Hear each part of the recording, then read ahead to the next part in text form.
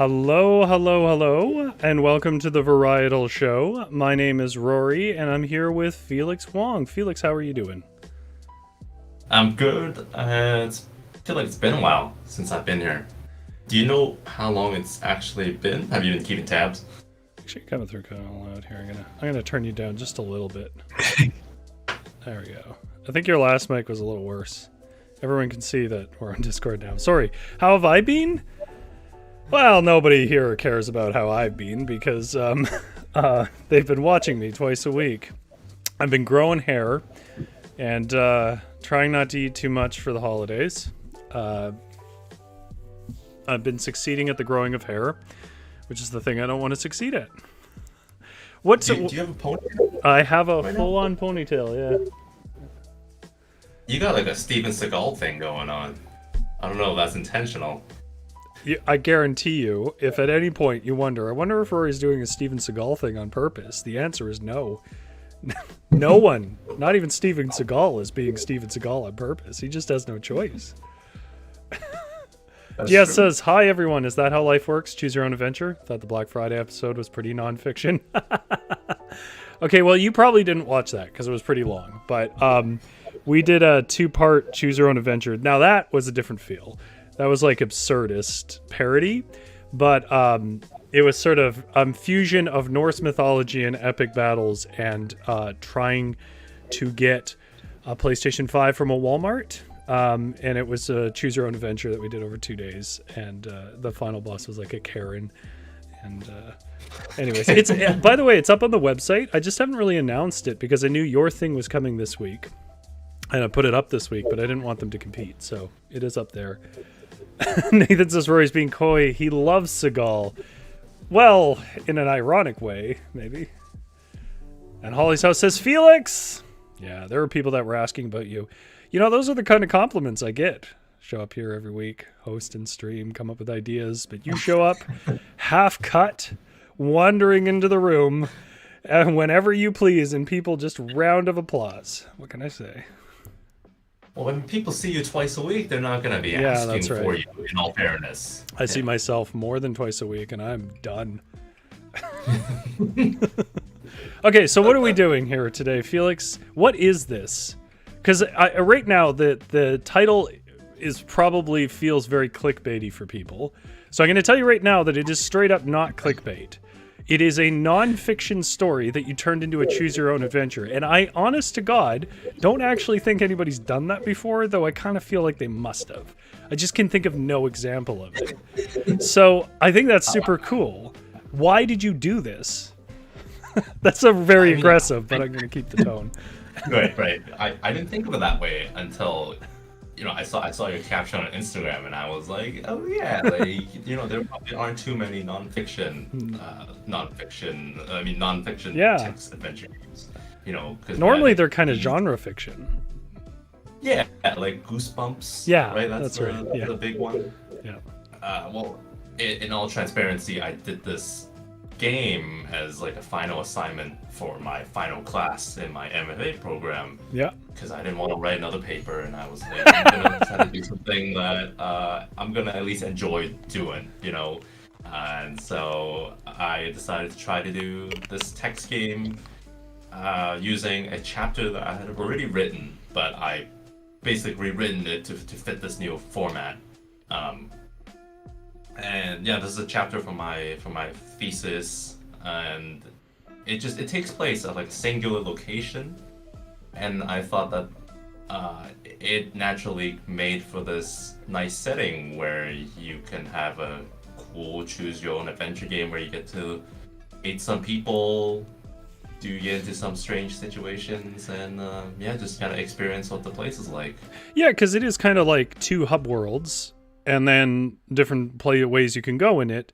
It doesn't have the kind of absurdity, if anybody was here for any of the other Choose Your Own Adventures, it doesn't have the kind of absurdity of the stuff that I was doing. But I don't think that's a weakness of it, by the way. I just think it's different. So if you're expecting like the Choose Your Own Adventure haunted house I did, like every single turn was a grotesque death unless you bought into really obscure logic. The the battle for Black Friday was a lot more straightforward and linear, but it was very high drama. There was like an elven ghost that helped you with battle equipment, and like it was very very elevated. Yeah, but for shopping. Right. But this is really like, and I think it's really cool for that reason. This is very literary. And by literary, I don't mean like snobbish. So, everyone hang out for a second. What I mean is it's more grounded in the moment, in the details, and the character's emotions, which is interesting for a choose your own adventure, because usually it's sort of a hollowed out protagonist, right? Like they do in games. And you didn't do that here. Sure. I think you did that well. Okay, so I don't want to piss away everyone's time here just blabbing. I don't know if we'll get all the way through this, because it's definitely slower to do it with chat. But if you've never done this before, here are the basics. I have control here of a Choose Your Own Adventure, written by Felix Wong. There are 3 lives. We have 3 lives. And with what a life represents is when you hit a fail state, a fail point, I will take one of your lives off. And we'll go back to the earliest point that you cannot have failed at. You guys, as a chat, will be selecting which path we need to take. Now, admittedly, because this wasn't written with like live streams in mind, the way that some of mine were, there are some complex and long-winded choices compared to the stuff that we were doing in Battle for Black Friday. So I will try to sort of summarize it a little bit. But I think for chat, at any point, just assume the first one's number 1, second one's number 2, third one's number 3, and so on. So if you want to recommend just a number, if that's a quicker thing for you guys to write, just write the number. We'll know which one's which. And worst comes to worst, if people get shy, which they sometimes do about choices, I'm going to make choices for them, Felix. You're going to have to listen to me because I am controlling this. Felix is going to read this, or at least we're going to try it that way. If there's any problems, I may have to take over, but that is the basics. You guys have 3 lives to get through, and what would you say is kind of the goal here? I know the story does somewhat establish it, but overall, what is your goal?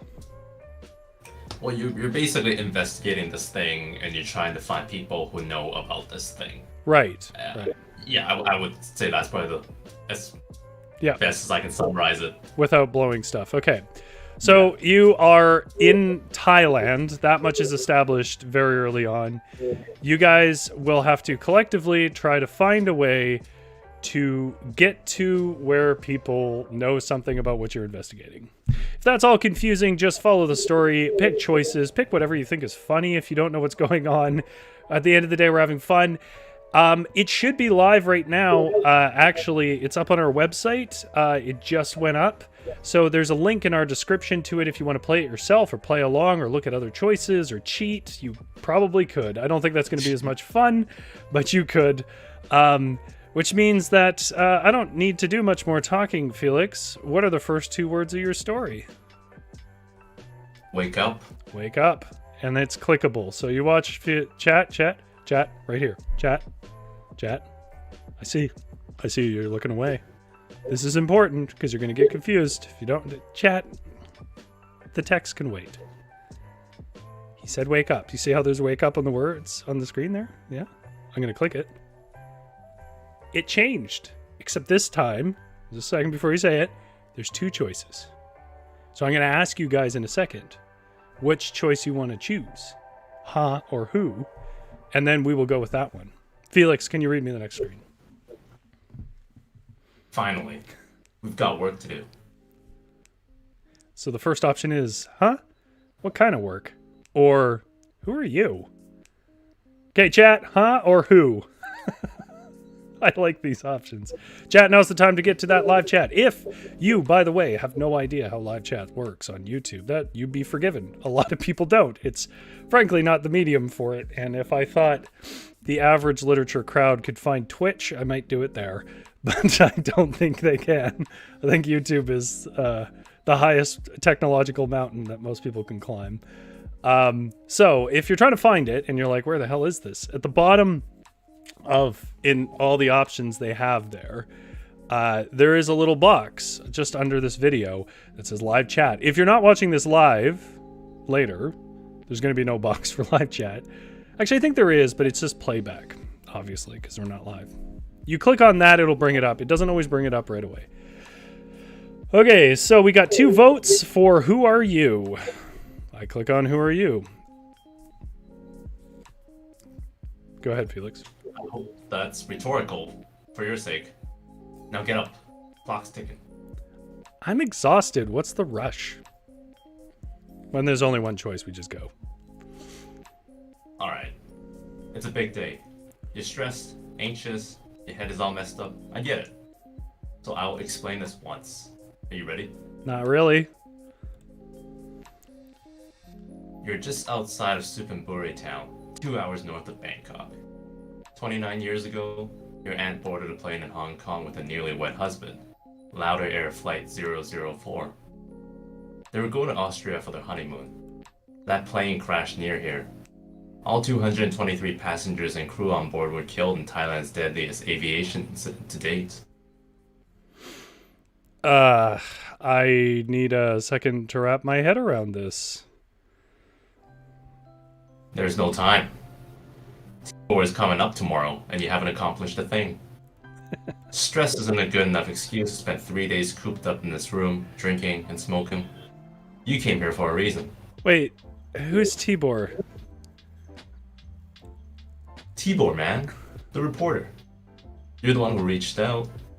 You asked him to take you to the crash site. In exchange, he gets to write a piece about your journey.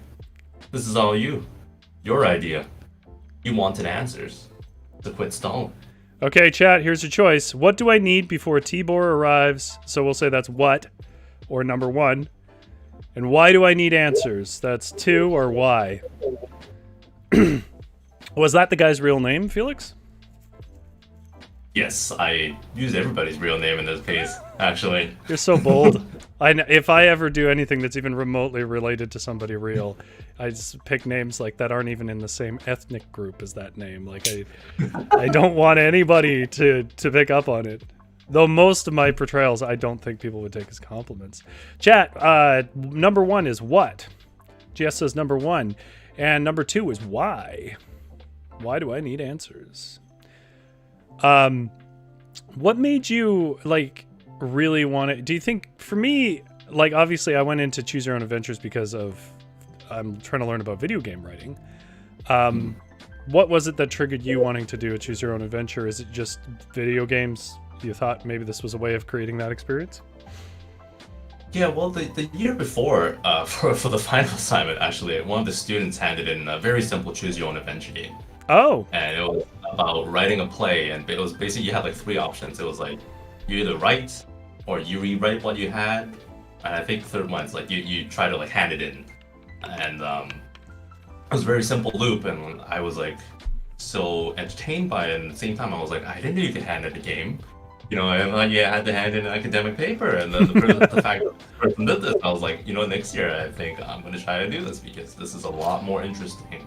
That's interesting. Like That's interesting because I didn't know that, and I sort of found just completely separately Choose Your Own Adventures this year. I mean, I knew about them before, but yeah. Oh, okay. So we have 2 votes in for why. Sorry, why do I need answers? You tell me. I stole your line. I don't know why I need answers. There you go. Neither do I. You've lived 25 years of your life in various degrees of stagnancy. Then one day, you learned about the plane crash. You became obsessed. It changed you. You wanted to know why your family didn't tell you sooner. You wanted to know who your aunt was. You wanted to know why the plane crashed. You wanted to know about Suphan. You wanted to know about everything. So, you tell me why. I'm starting to remember. I think I wanted to write a book about all this. I think so too. But is this my story to tell? Maybe. Maybe not. You're in too deep to start doubting. Alright, well, what do I need before Tibor arrives? Home Suphan for information on the crash. There's not enough written online. You need more. Somebody in this town must know something you don't know. Maybe someone even witnessed the accident. Find them. Tibor can arrange proper interviews once he arrives. Guess I have to do this then. That's what I've been saying. Okay, so chat, there are a lot of options here. So let's just try to keep track. Number 1, do you want to look around the room, the hotel or motel room you're in? Number 2, use the washroom. Number 3, check your phone. Number 4, get dressed. Number 5, eat breakfast. And number 6, head out. I realize that's a lot to absorb. We will have, I believe, some options to come back to some of these. Is that correct? Yeah. That's not always the case, I will say. There are some where you get locked out. But if you're feeling really conflicted, there's a good chance that some of these will come up again. Okay, guys, 1, 2, 3, 4, 5, or 6. Okay, we got a washroom vote. That's kind of what I would go for. What do you do when you wake up in the morning? I think you guys are too normal. I think I look at the phone. I look at my phone. Yeah. What about you? I think I look around, man. I think, yeah. At the room, what do you think has changed? Somebody broke in? I don't know. I just think that's like naturally the first thing I do. Just. We got a split on check your phone and washroom. Well, I said I would go to the washroom, so let's do the washroom. Go ahead. Sorry. Falling into old habits. You brush your teeth, reminding yourself not to look in the mirror as you do. You're perfectly aware of how stained those teeth are. You really ought to smoke less. Or just quit altogether. Yes, you should. Take a piss. Floating in a bowl are squares of toilet paper and dozens upon dozens of dead ants. Yeah. These little bastards have been invading your room, and no matter how many you smush, they keep coming back. You've wasted a couple rolls of toilet paper trying to wipe them out. All right, well, the next vote was for check your phone, so I'm going to go straight to that one. The screen reads 11:42 a.m. And you unlock your phone. Yeah. You're losing daylight. Audio message from your mom. Listen to it. Mom, I just dreamt about your aunts. We were on a train. I have no idea where we were going. On vacation. We stopped at a station and I got off to use the washroom. When I came back, I saw the train was leaving. Keep listening. Only it couldn't have been the same train because this one was on fire. It was crumbling and burning. Your aunt was gone. I chased after the train thinking she might have been on it. No matter how hard I ran, I couldn't catch up. A chill rips through your spine. You feel eyes watching you. Of course, there is no one else in this room but you. Keep listening. Your mom chuckles. Then I woke up and actually had to pee. If your aunt was trying to tell me something, it went right over my head. Question to consider. What's your mom trying to tell you? Give me a hint. Well, maybe she's feeding you material for your potential book. Did you note down her dream? Hell yeah, this is gold. Or, no, it's not mine to tell.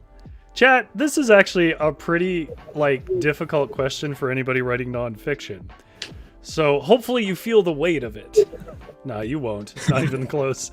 But chat, is it a hell yeah or a no? What do we vote for? This is a question I've asked myself before, is this my story to tell? And the way that I've sort of come to answer that question is to simply write stories that are no one's stories, that are insane stories, like tree people and Norse mythology. Right. Well, I guess Norse is Norse stories, but I'm Norse. Nathan says, hell yeah. Do we have any votes? Oh, we got another vote for hell yeah. Hell yeah, this is gold. Is that, okay, was that the choice you would have gone with? I feel like yes. Yes, right. it's here.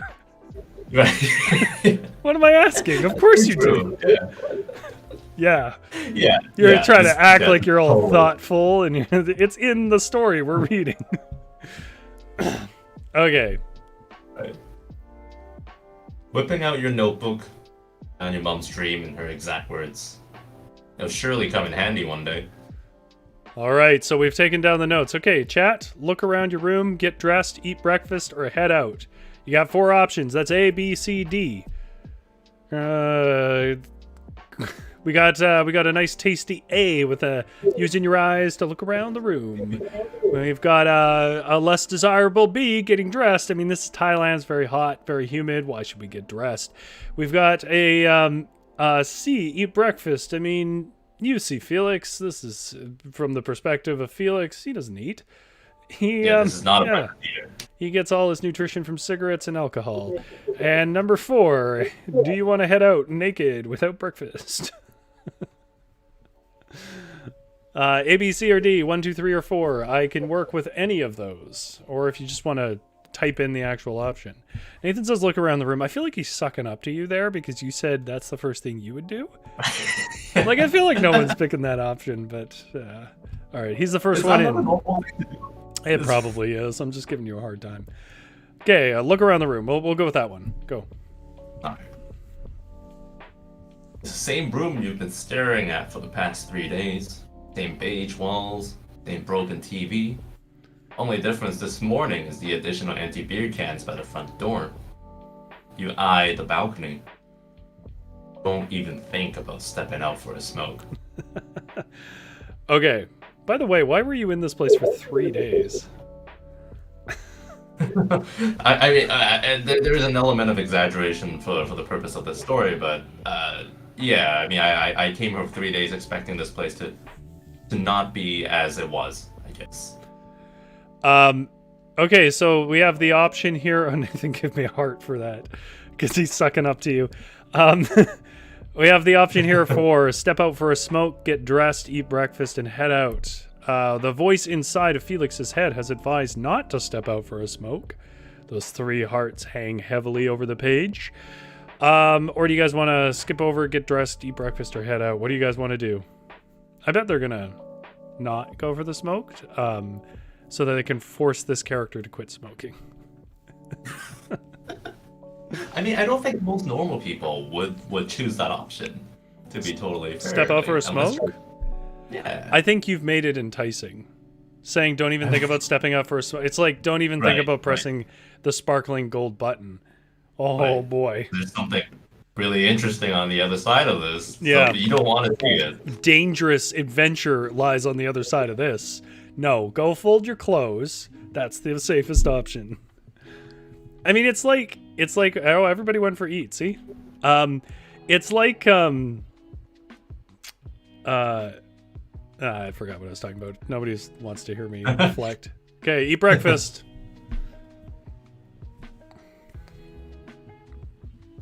Unfortunately, there is nothing to eat in your room.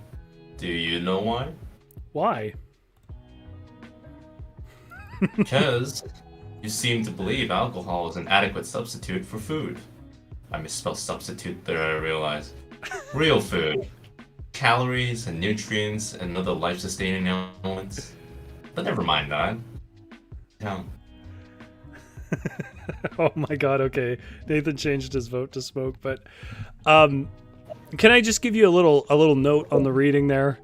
If you notice that you've misspelled something, don't stop the whole story and then go, hey, look, I misspelled that. Doesn't that ruin immersion? Because you know what's worse than misspelling a word? Stopping the middle of a paragraph to explain that you missed a word. Yeah. Let me get some highlighter for that, just so you know exactly which one. See, what I've said here is substitutable. Okay. It just hit me that I submitted this assignment to my teacher with this glaring spelling mistake in there, so... Oh, whatever. That's why I pay for editors. Reading your own prose, you read it like 1,000 times and miss everything.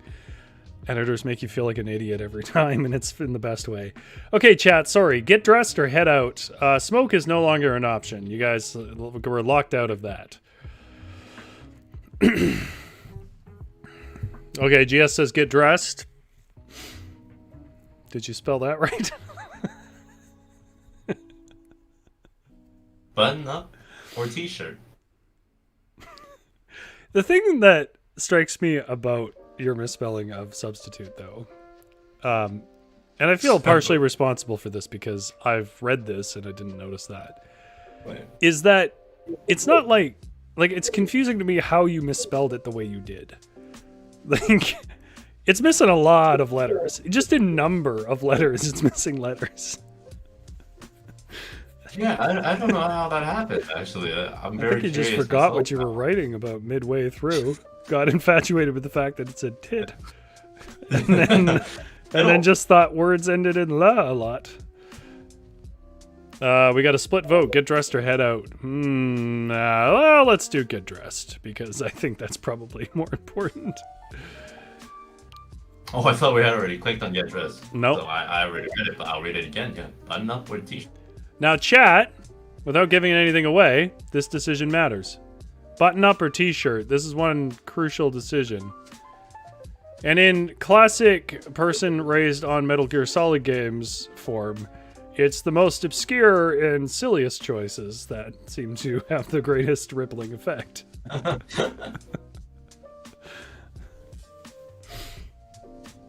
Do you, speaking of, what was it? Why can I not pull his name to mind? I want to say Miyazaki, but that's not his name. Miyazaki does, he does, there's the Miyazaki that does the Ghibli movies, but there's the Miyazaki who does From Software games. But who's it starts with a K. What's his name who does the Metal Gear Solid? Hideo Kojima. Kojima, that's right. Okay, we got a vote for t-shirt. We got another vote for t-shirt. Interesting. I didn't go for t-shirt, by the way. Okay. Yeah, I don't think I would go for t-shirt too if for my first choice. Well, we'll see. We'll see. Well, hopefully we made them nervous. It'll be a while till you know how that turns out, by the way, chat. And in fact, if we go slow enough, you may not even find out on stream. Okay, so they have chosen t-shirt definitively. Smart thinking. Dippin' Buri's too hot for button up. Head out. About time. You exit your room and find yourself in a barren hallway. Along both sides are many doors. Behind each, an empty room. You have yet to come across another guest in this hotel. It's possible you are the only guest. After all, who would have reason to visit Suphan Buri? I guess you. Leave hotel. A young girl is perched behind the front desk. She beams as you pass. For a second, she instinctively opens her mouth to speak, perhaps to ask where you're heading, but she thinks better of it. What did I do? Nothing. She just remembers you can't understand her. You're another Farang. What does that mean? Foreigner? I had to think about that for a second.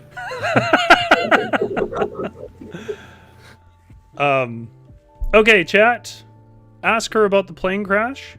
Smile back and keep walking. Keeping in mind why you're here. GS says, it's Thailand, it's hot. Yeah, I know who GS is, and I don't think they could handle Thailand. I don't think I could handle Thailand. My people... I can't handle that. Yeah, my people are from further north of the equator than your people, and I can't handle BC sometimes. Does it? It gets pretty warm in Hong Kong, though, doesn't it? Yeah.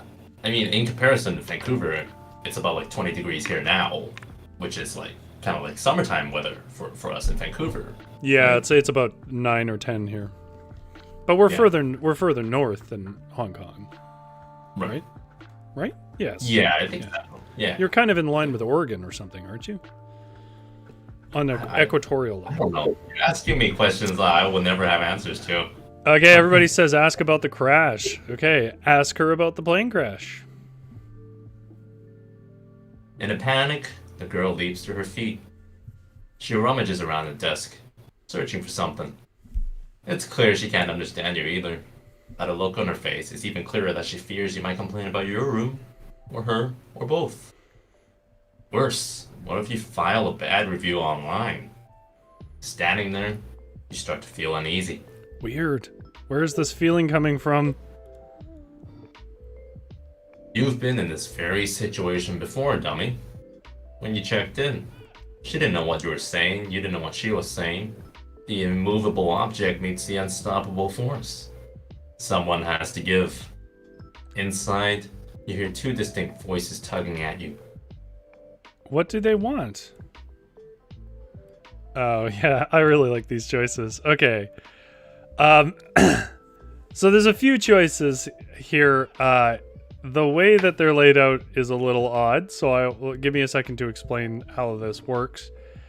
The clickable options here are say thank you and leave and stay, but they relate to these two options above, the blue and red. So, inner Westerner. This poor girl is too young to know about a decades-old plane crash. You're only wasting her time and yours. Just thank her and walk away. Inner Asian. You're committed now. Be nice, be patient, see this conversation through. So, if you want to be the inner Westerner, that's say thank you and leave, or you can just say inner Westerner. And inner Asian means you stay.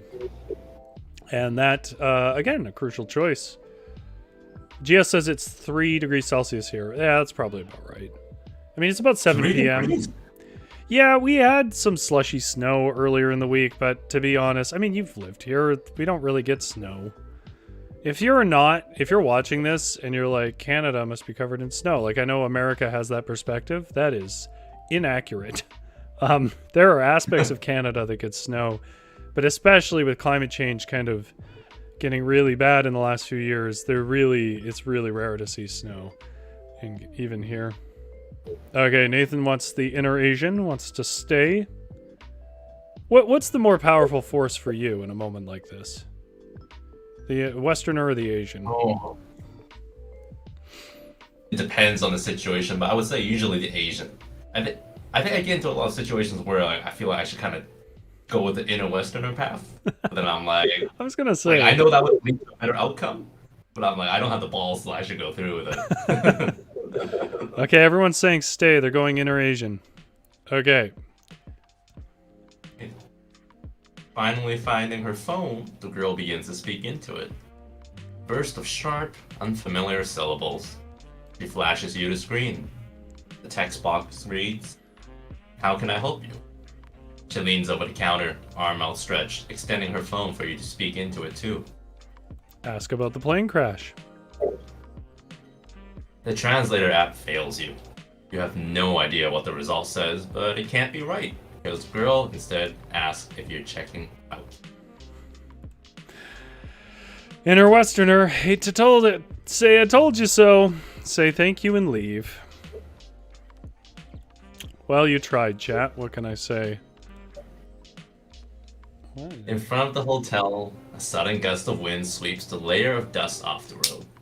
Don't breathe it in, man. Hold your breath. Is this dust something? Because it never really quite gets explained. Is this a real thing? That is very much a real thing. I think for a lot of the interior parts of Thailand, like there is for some reason like it's a lot more dustier than you would expect. And I don't know if it was just the time of the year I went or if that's like a permanent condition, but nobody explained it to me either. Maybe the area. There's no explanation here. You know what would make me think it wouldn't be is because Thailand is infamously muggy, right? So I would think that humidity would keep dust down, but I'm also a bit of an idiot who hasn't seen much of the world, so why would it be a surprise I don't know things? Walk into town. Turn from the hotel and take the little bridge crossing over a brown, murky river. There are zero signs of life in the water, unless you count algae. High above, the sun beats down with an intensity you can barely fathom. You haven't done shit. You're already sweating gallons. Aren't you glad you chose a t-shirt? Otherwise, you'd be in big trouble. Keep walking. Keep suffering. At the end of the bridge, a pack of stray dogs block your path. They lay in the shadows, totally still, as if dead. Their furs are brown. Can't tell if that's the natural color, or if they're covered in the very same dust that you're now coughing up. Keep walking. Keep coughing. You've made it to Suphan town. Across the street, a line of street food vendors are cooking up a storm. Further down is a street market. Above the surrounding rooftops, you glimpse the tip of what appears to be an observation tower. It looks to be only a few blocks away. Your stomach rumbles. Need I remind you that humans need to eat? So far, you have found no new information on the plane crash. All right, now we're back to choices, chat. You are in, I would say, Hub World 1. Well, I guess you could say your hotel room was kind of a hub. Yeah. It's like a tutorial hub. So option 1 is to talk to those street vendors. Option 2 is to explore the street market in general. Option 3 is to visit the observation tower.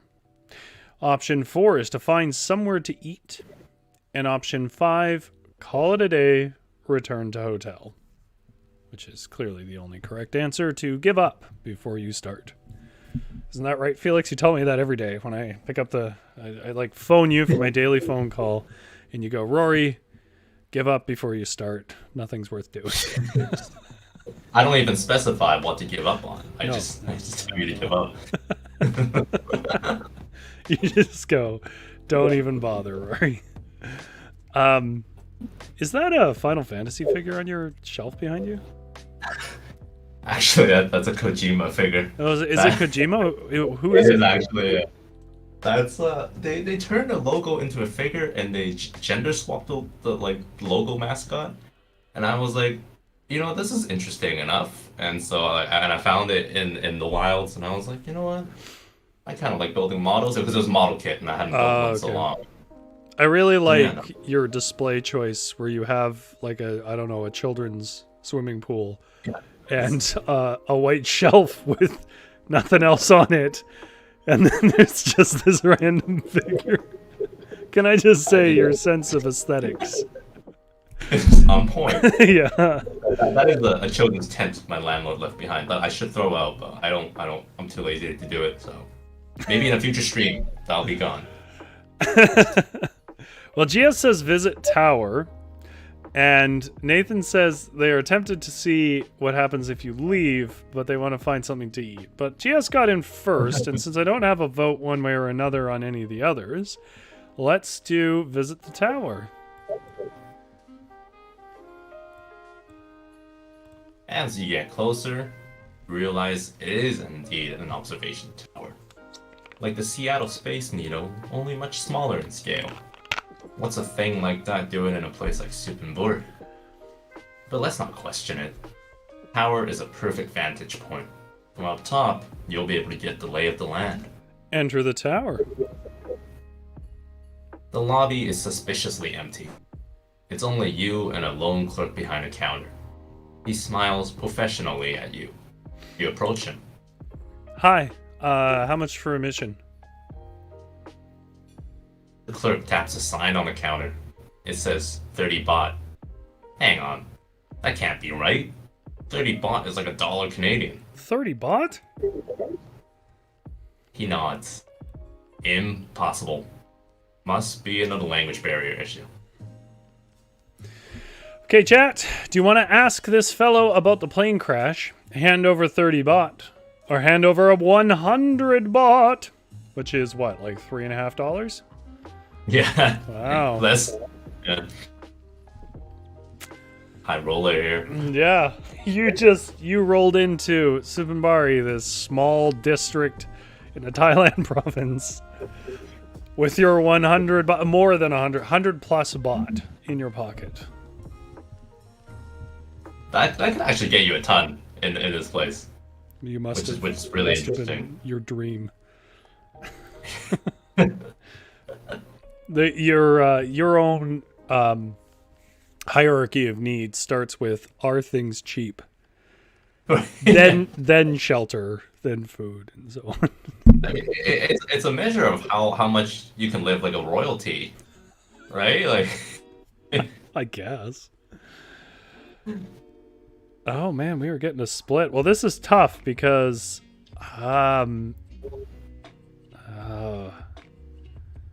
we've got to vote for ask, and then we've got to vote for 30 baht. Let's do ask. Okay. look, there's something in Thai, but it's likely not related. Okay, so then we'll do 30 baht. I thought that's what happened, but I couldn't be sure. The clerk hands you a ticket and a pamphlet. He escorts you over to the center of the tower where an elevator awaits. You step inside. Reach for the buttons. A hand suddenly beats you to it. There is someone else in this elevator with you. Another staff, sitting on a stool so still you didn't notice her. You acknowledge your surprise. With a groan, the elevator shoots up. You feel pressure build in your ears. Behind you, sunlight breaks in.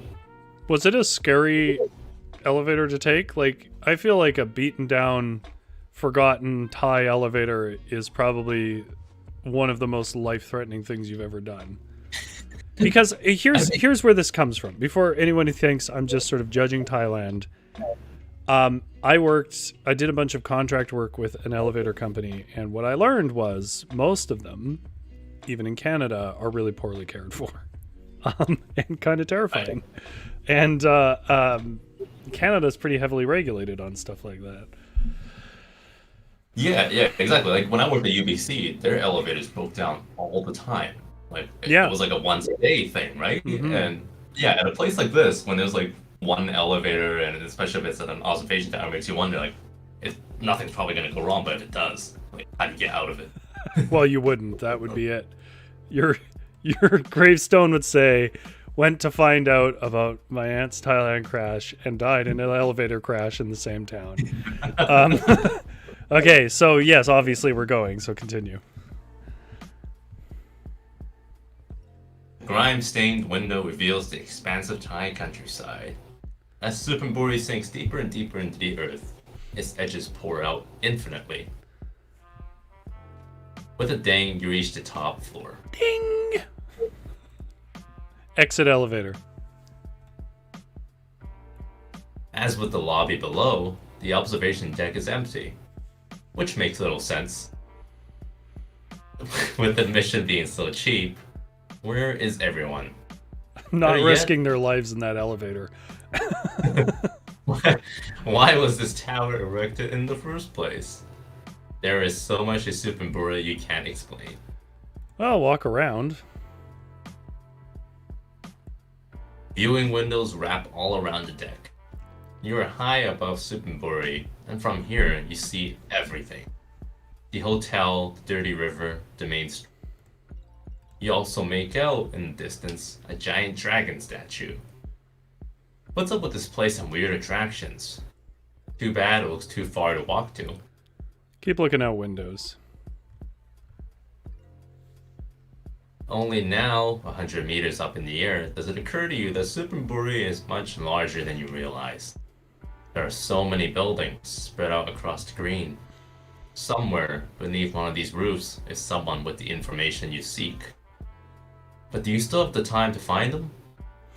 Okay, chat. I know it's been a little while since we checked in there, but do you want to take pictures of the view for the book? I think I kind of feel like that's going to win, but... Or do you just want to straight up leave the tower? By the way, what did you do? I took pictures. Oh, did you? Because I asked you for pictures and you said you didn't have any. What are you talking about? I didn't have any good pictures. That's the difference. I had lots of pictures, but they were all very, very bad. I mean, they were really just for me to kind of jog my memory. It was like close-ups of random objects or something, like a little plaque in there. You know, I have a close-up of. I just think it'd be neat. I'm just saying, Right. is if you clicked on that, take a picture from this view, and it took you to an actual picture from that view. I think that would be impactful and surprising. But it's too late Well, that now. would be- Yeah, you should have said that before. Yeah, no kidding. Good or bad, but it would be immersive. Okay, we got to vote for picture. Take pictures from the view for the book. Snap away. Pictures will make for good references later. Apparently not. Leave tower. Okay, so we're back to the hub world. You're in the market, down in the street. Your stomach rumbles and your body complains. But we have less options because Felix knows how to work twine better than me. So, talk to the street vendors is our number 1 here. Number 2, explore the street market. Number 3, find somewhere to eat. And number 4, call it a day and return to the hotel. 1, 2, 3, or 4. Do you want to talk, explore, or eat, or leave? Yeah, I think we're probably not going to make it all the way through to the end, Felix. Yeah, I think it's I mean, I had a friend who told me that she was able to play through it in 5 minutes. And so, like she wasn't I really waiting. don't... Yeah. When I was on my own, when I played through it initially to sort of give you feedback a couple of weeks ago, like I said, it took me like 20 minutes. 20 or 30 minutes or something. And like I'm not a slow reader, so it's Right. not that. Okay, chat. 1, 2, 3, or 4. GS says talk. I want to see another vote though. I want to see. So many options.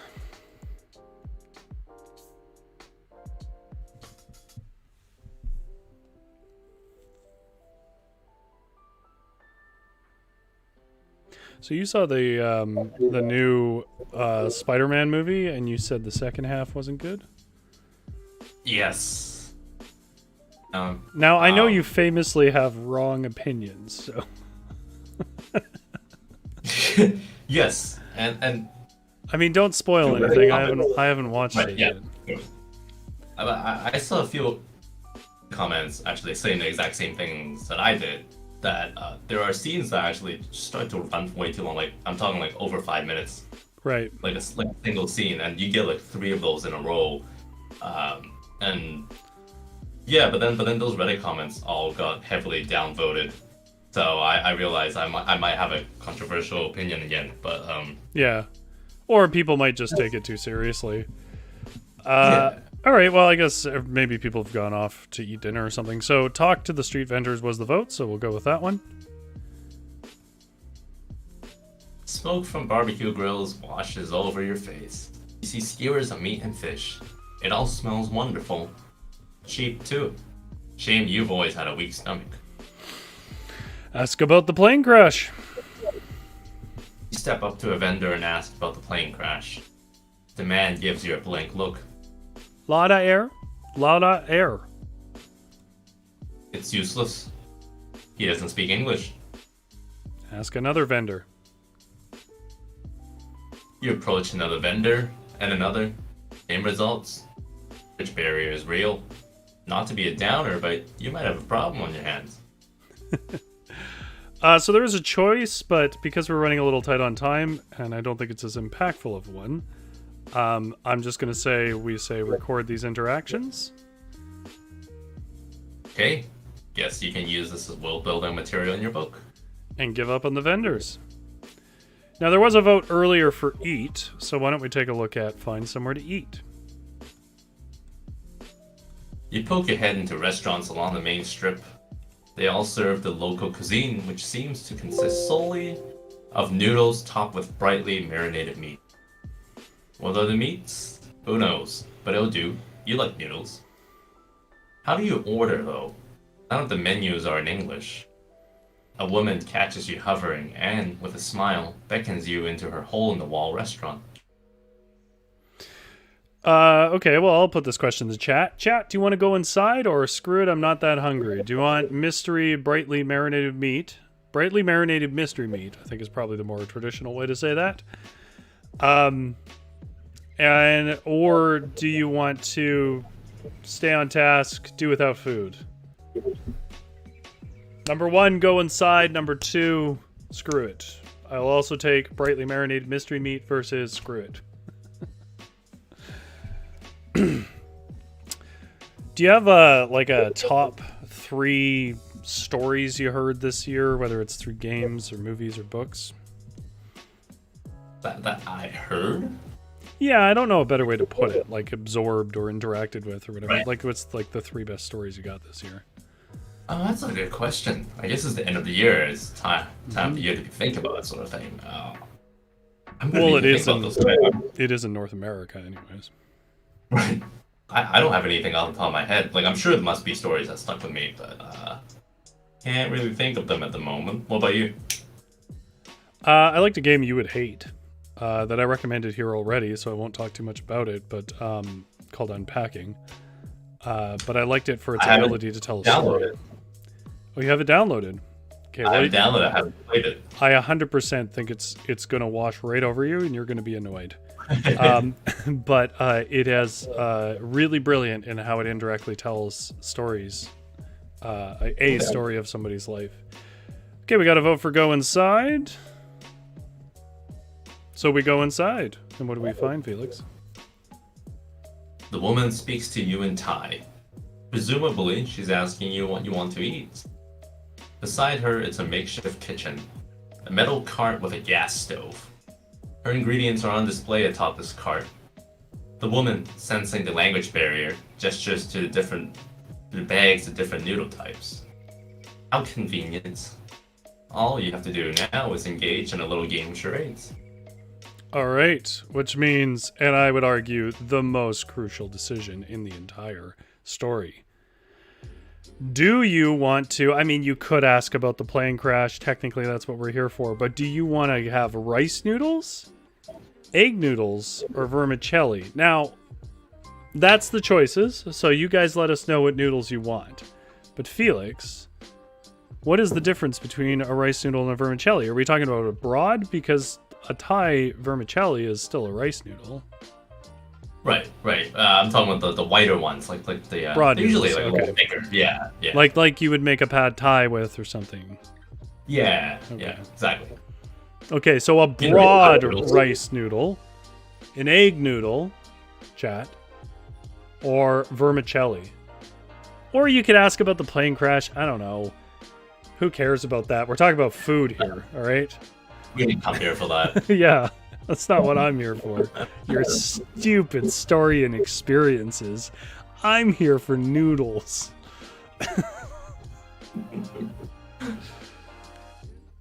Vote for vermicelli? Your webcam froze up, so when I said that, it looked like you were really hurt.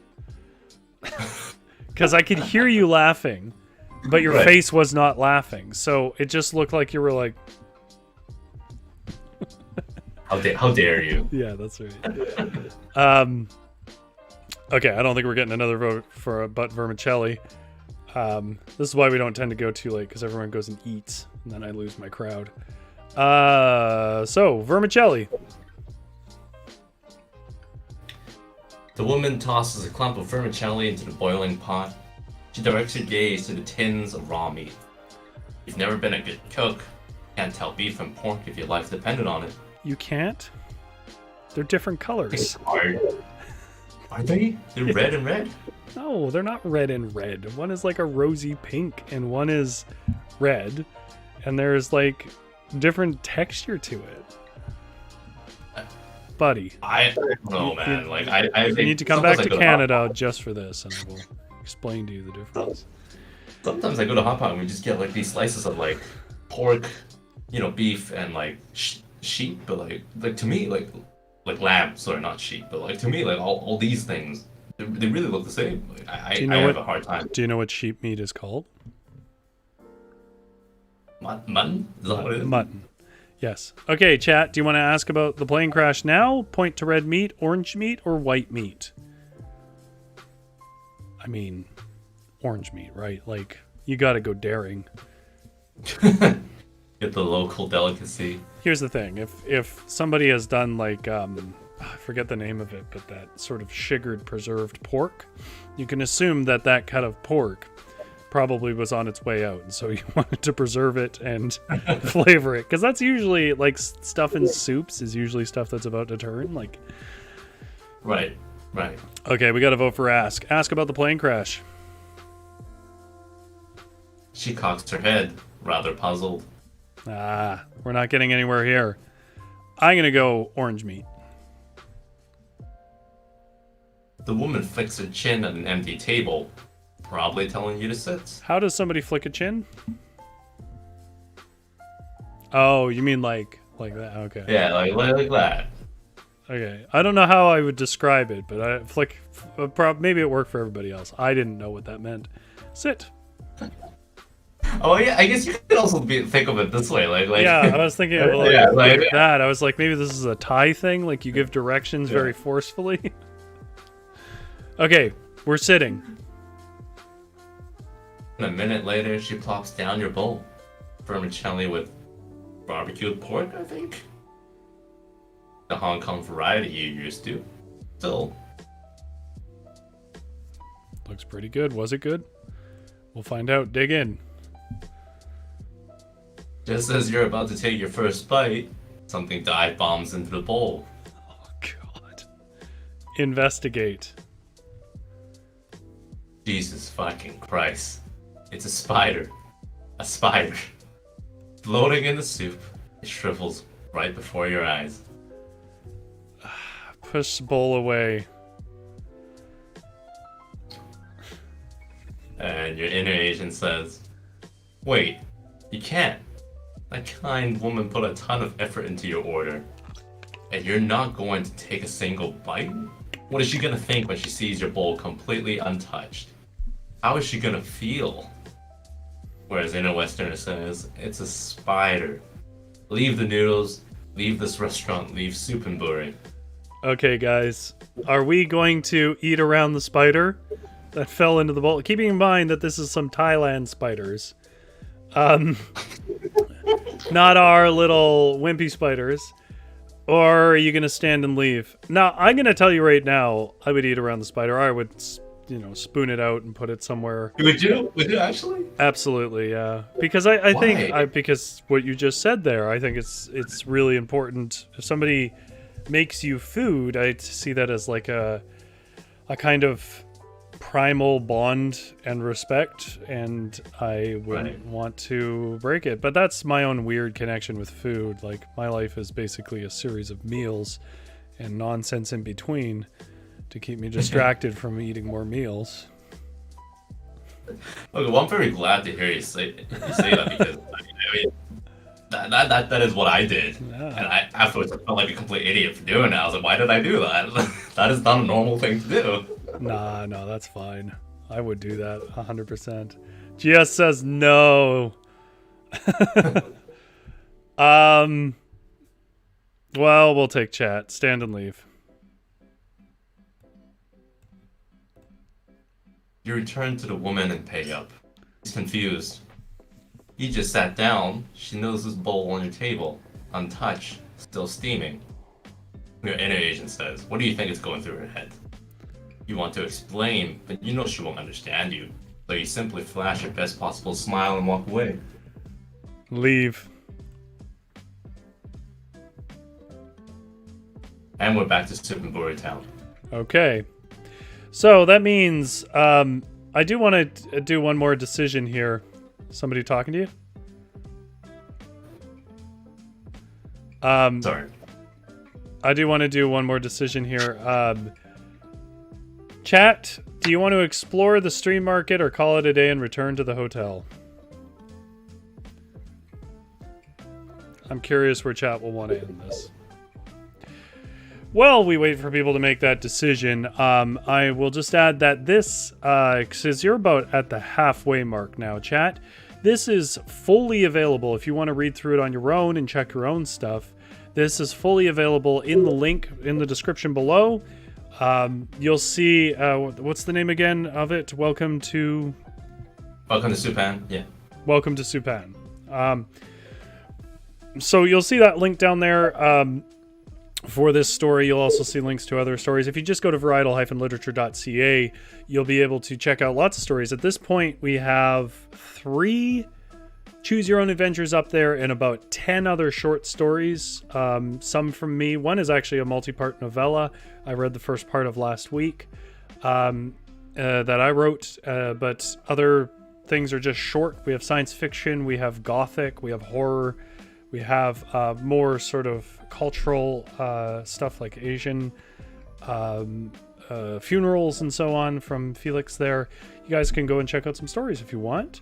We got a vote for Explore the Street Market. Go for it. For a street market, this place is surprisingly dead. Unlike in Bangkok, the store owners here don't even bat an eye at you. No one tries to sell you. How strange. Peacefully, you stroll past florists, grocery stands, and hawkers peddling random knickknacks. Hold up. This one store seems out of place. You're right. The Chinese ancestor worship supply store. Displayed out front are crimson red shrines, the type you see all over Hong Kong. You thinking what I'm thinking?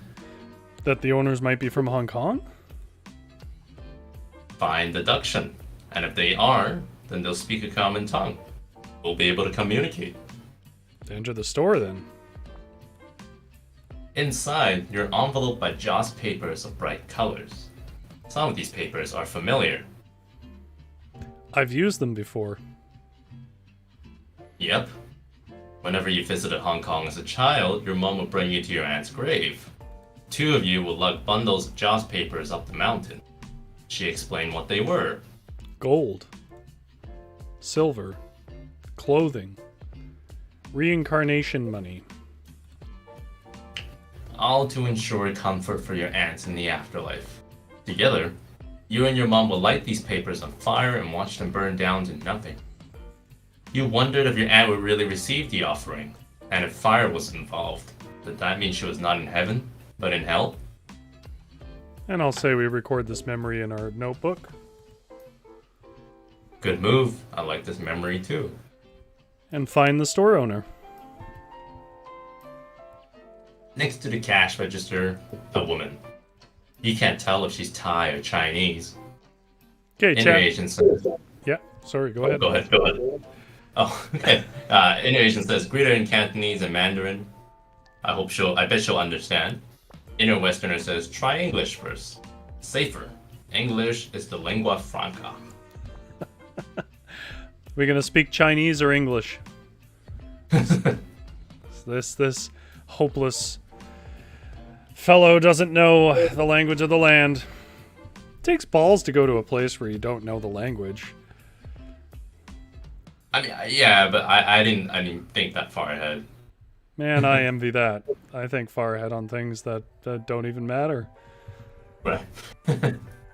I am curious, because I don't really have an opinion one way or another on this. I'm curious what would come up.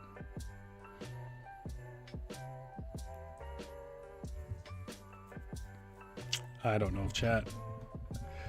What did you do? How about that? I spoke Chinese first. Yeah. Okay, well that's the Just vote. because So, I wouldn't expect others to run a store like this. speak Chinese. The woman frantically shakes her head. No. See. Inner Westerner says, yes. In the radio play version of this, I have to be the inner Westerner. Yeah. See? God. Ask if she speaks English. The woman just continues to shake her head. You tried. Learn English. Leave the store. You need to do the rest of the thing like this. Just all your streams in this voice.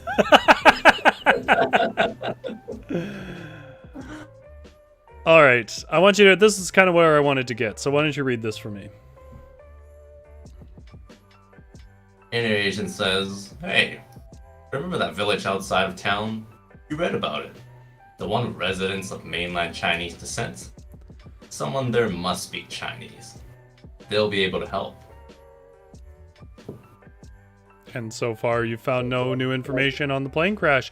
So, we're out of time here. But if you guys click on the link, and you click through the decisions, you can even make some different ones. Eventually, once you go through that hub world, it takes you to this, and then you can head to the village, which is really the third hub world, and presents new options. It's definitely, I think, the most interesting part of the story. So it's a shame that we didn't get to it, but I actually didn't think we would. So, chat, thank you so much for coming along and playing the Choose Your Own Adventure. How was that for you, Felix? I know you were a little confused as to how this might work, but how was it to have a live chat play along to your writing? Yeah, I don't know. I guess it's always a little weird to be in the same room as somebody as they experience something that you've written. But I guess it's an adventure game, so it's a little bit different. But I don't know. It's still a little odd. It's still a little odd. I find it really revealing because the one thing that I'm always trying to reach for as an artist is like, what do people engage with, right?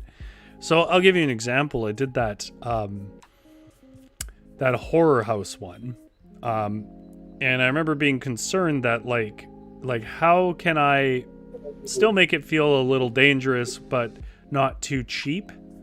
And I discovered that people really just liked the cheap options and the absurd options. Like I had this option that I just for some reason kept putting in, which was basically yeet yourself into the danger. So like there was like boards you were trying to walk across and there was different ways of doing it. But one of the last options, which was kind of a throwaway option, was just to throw yourself in. And like people just loved it. They kept choosing it. They were blowing lives on it. And I think for myself, what I kind of learned is that no matter what you do, because no matter what you do, people will go for fun first. Right, novelty and fun and something unexpected first.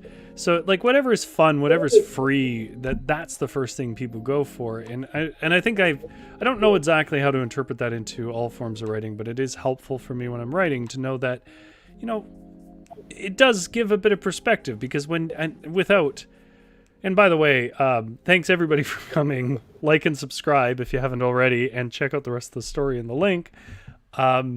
Also, Avalon's going to be here next week, or at least she says so. So I hope she stays true to that. And Avalon has a new story that I am pulling out of her like teeth. But hopefully I'll have that up next week as well. I think what we're going to do, this might change over the week.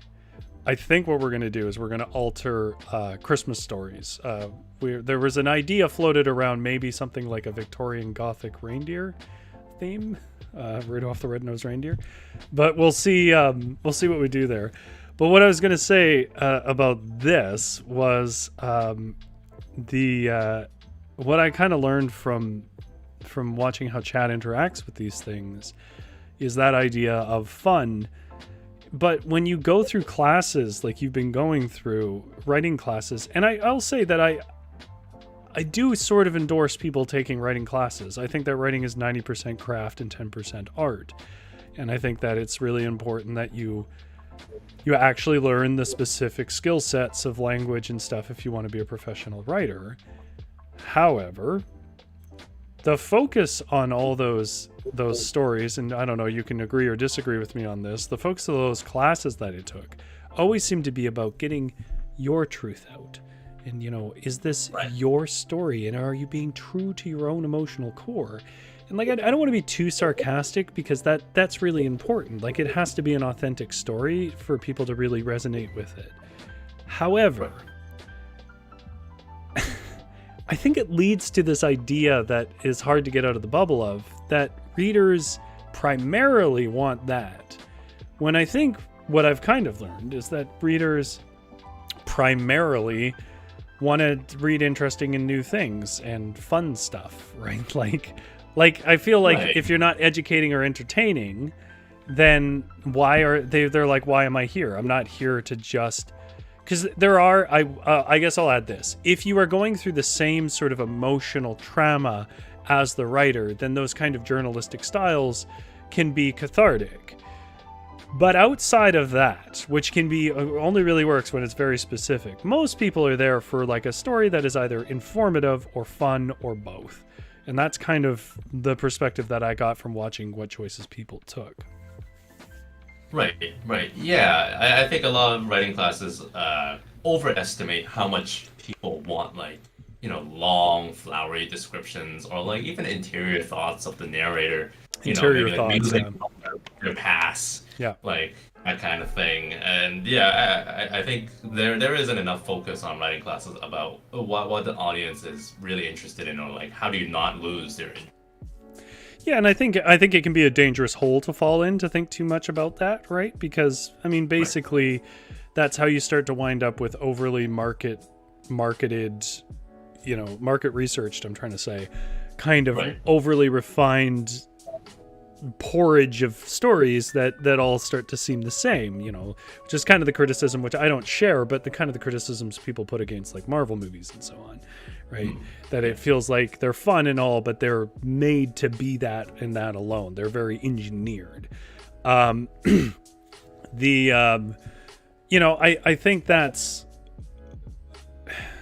think well, there is a way to go too far with that.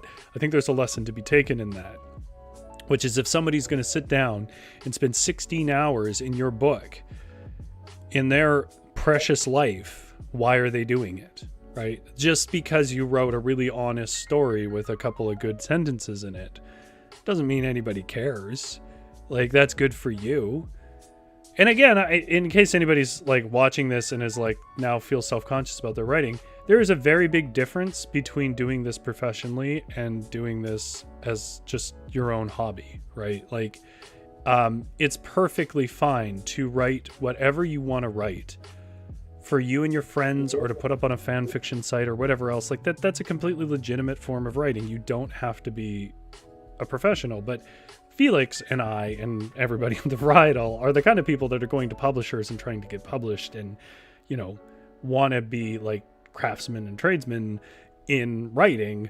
So it's a different perspective. How people respond to things is a part of our calculation. Like, there's stories that we write that we don't release. I can tell you that right now, because we know they're not particularly entertaining to anybody but us. I have a book full of poems that I don't read to people because I know most of them aren't entertaining. They're just things for me. But yeah, I think that was, for me, that was the experience that I got, was what choices people went for was the fun and transgressive ones. And it was a good kind of like slap in the face. Get out of your own ass. In doing this and watching people go through it, is there anything that you felt like, well, what would I change? Or are you still pretty happy with it? This story wasn't built to be read out loud, and I think when read out loud, it definitely has like very different pacing. Right. I think if I was tailoring it towards like a version that's supposed to be read out loud, I'd probably shorten a lot of things maybe, right. And like lessen the amount of like mundane choices there are. Yeah. Well, I think that's the Kojima influence coming in, right? Because Kojima is famous for his mundane choices. Like, you can do everything, right. And there's like a different animation for everything. Like, if you go into the army crawl after the boot is removed, it's different. Like, that's Kojima. And some people really get off on that, and some people are so bored. Reading the reviews of his most recent game, what the hell is it called? Death Stranding. Death Stranding was like reading about two different games. Like, half the world was like, this is the greatest genius that has ever come from the greatest mind of our generation. And the other half was like, it's an overpriced walking simulator. I hate it. I don't understand why I'm slipping on rocks all the time. Why do I care about packages? This is the worst thing anybody's ever done to me, right? Like, it was like no one in the middle. There was no one in the middle. Yeah. All right. Yeah, and I think we represent two halves of that dichotomy really well. I think so as well. I don't know. I do write. That was like the first thing that I got feedback on, though, was when I wrote because I did the first Choose Your Own Adventure, and then it came back that can you simplify things, right? Like, it's a little wordy, it's a little this, it's a little that. If you guys want to go and like compare how Battle for Black Friday is structured versus the Horror House is structured, you'll see that it's a lot more straightforward in Battle for Black Friday. But then again, the consequence of that is, of limiting choices and stuff, is people feel less like it's their story and less like they can interact with it and more like they are beholden, like it's sort of just a contrivance to have them go through it, right? Right. Which is ironic, by the way, because Battle for Black Friday is hands down the biggest thing I ever did in Twine and has the most possible endings of anything I've ever done. I think including all possible variant endings, there's something like a dozen. I would say there's probably really only about 4 or 5 major ones, but like there's like a dozen little endings in it. And dozens of ways to get to those little endings. Like, it's huge. But it feels a lot more railroaded because in each screen you only get really 2 or 3 choices. Anyways, I was just curious about that. I wanted to ask you a little bit about the experience of writing it, because usually, like, anybody who's stuck around this long, like once we pass about the 50-minute mark, anyone who's stuck around this long has either fallen asleep, in which case it's a captive audience, is like family that feels obligated to be here, or somebody who actually is just interested in listening to us talk, which of course is confusing because we're not interesting, are we? Yeah, I don't. I'm biased. I shouldn't say anything. You're like, I'm very interesting, actually. Well, I thought this was a super cool way of delivering something that, like nonfiction stories about people going to Thailand or something are not unheard of. And I thought it was a really cool way of taking what could have been really cliched, the waking up in a ratty, bug-filled hotel in Thailand and then going to the street market and eating the street food. Like, I've read that a few times in a lot of books, right? But I thought this was a really cool way of taking that experience and making it resonate more and feel more immersive and be more memorable and unique. So it wasn't like just, flourished descriptions of steaming street food. It was, the option to interact with it. So I thought it was a very cool thesis you did here. What was the worst part about doing it? And then we'll call it a night. The worst part? I think the worst part would be that it ended up being a lot more work than I thought it would be. Oh my god, is it ever?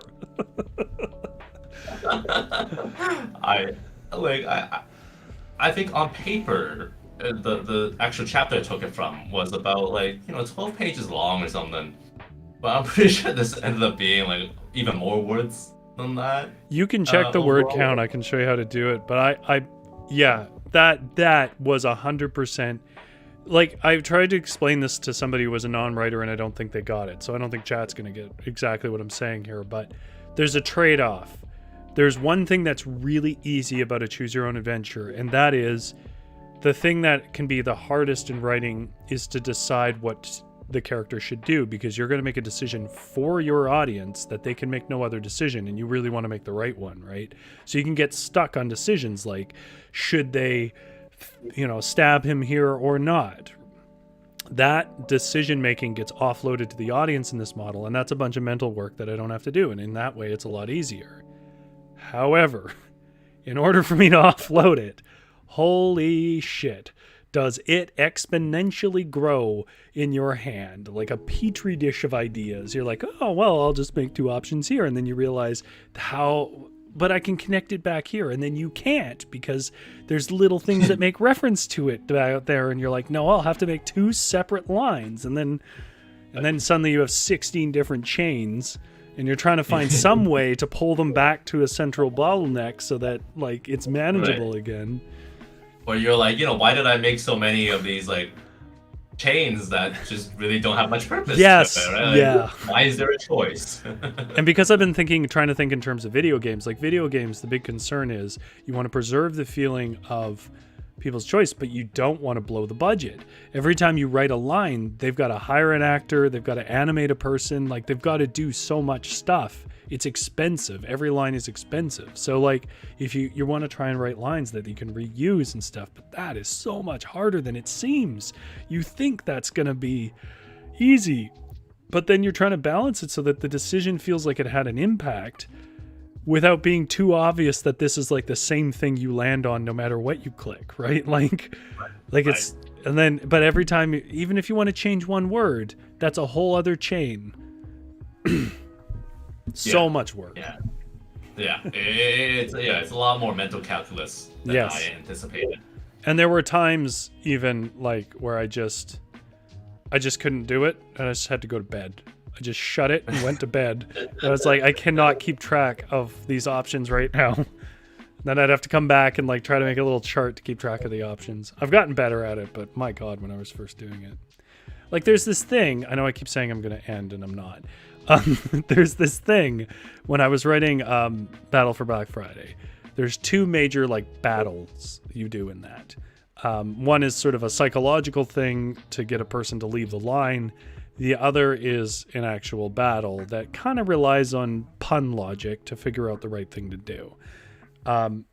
But there are three things you can do in different order or not at all to get in the front door. There's like a crowd there.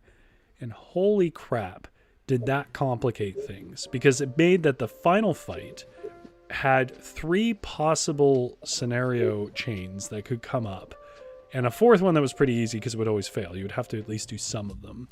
And then you'd be like, okay, is this the point where I can just cut and paste stuff from the other fight? No, because they'll be talking to the wrong person or something. So you had to make three completely separate boss fight endings. Anyways, it was rough. And then you, as you just mentioned, you make these choices like that have no impact, create work. Yeah. And you're like, why? Yeah. Why did I do this? And then you just end up deleting it. And you're like, well, I wasted like 2 hours of my life. Yeah, that's right. Like, I hate that you can't like select cards and copy and paste them either. I really wish you could. You can only select text from the cards. This is a Twine thing. Yeah. And put it in there, so like it takes even longer. But like I was thinking that with your noodles, though I think the noodle choice is a worthy one to put in. I think it's a part of the immersion. I think it really helps. I think that's a cool detail. Noodles and meat. But I was thinking, here is three choices with three different combinations, right? So you can have like vermicelli and orange meat, vermicelli and beef, vermicelli and pork. Yeah. You can have rice noodle, and like I was like, how many possible combinations is that, and how is he going to limit them? Never referencing the meat again is how you're going to limit them.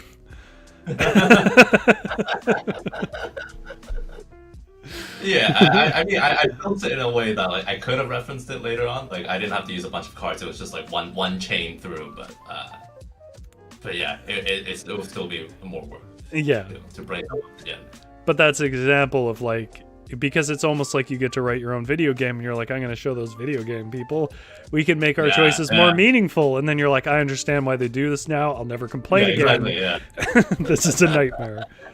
In my course, they were talking about how like they have Wikipedias of these worlds and decisions and dialogues that they've made, because you've tried to be consistent in a game. Like when you're creating any of the BioWare games, any BioWare game that's ever been made, think about how much dialogue is in there and how many choices they have compared to your one little experience writing just this. Yeah. Across three games. Yeah, right? Like, how long would that take, right, to write all that? Never mind just to, like, animate it and all, like, creating assets, but just to write. Yeah, just to write and to keep track of the options. Because I think what's easy to forget is, like, in a mission, you can have an option, but if you want that to feel meaningful, every mission afterwards, where that could come up, it has to reflect that original choice. And that can just create unbelievably complex chains. Anyways, has everyone logged out? Because they should have. This wasn't interesting. I think everyone is gone. Well, we still have most of our viewers. I apologize, viewers. You didn't have to stay. That's very kind of you. Anyways, we probably could have finished this thing at this point. I didn't actually plan on talking that long, but I kind of got myself off on a tangent. So if you guys want to know what happens when you go to the village, go and click on the link below the description. Like and subscribe. If you haven't already subscribed, you should subscribe. Cool people subscribe. Hey, Felix, what's the best part about subscribing to the Varietal? Yeah, that's about it. You get Nothing to will see happen. us more often, I guess. Yeah. And is Christmas a big thing in Hong Kong? Not really. Yeah, because I know it's not Not as big in some of the places I know. I mean, it's big in the consumerism sense, but I think the actual meaning of Christmas is pretty much lost upon most. Well, yeah, it's not. Well, no, Hong Kong had a lot of missionaries, at least. I know that. How effective they've been, I don't know. But I know from this end, because I grew up in a church, that there was people that would go to Hong Kong. Oh, okay. And mainland China, which would create conflict. You're not really. Yeah, I don't think that worked out for the missionaries there, but they'll still do it. But yeah, that's a different story that I won't force you to talk about. But yeah, I know they used to go to Hong Kong. All right, well, that means you'll be plenty available around the holidays, and everyone will look forward to seeing you again. yeah, I will see everyone again soon, probably sooner rather than later. Yeah, I hope so. Well, thank you so much, chat. Thanks for hanging out and listening to us talk about absolutely nothing. By the way, if you guys want to make your own Choose Adventures, just for the hell of it, because I'm always encouraging people to do stuff creatively, just for yourself, Twine is a free program, and it's not that hard to figure out. It's just called Twine, Twine. It's free. It's easy to work with. Have yourself some fun. Anyways, you guys don't have to go home, but you can't stay here because the shop is closed. So get the hell out. Bye, everyone.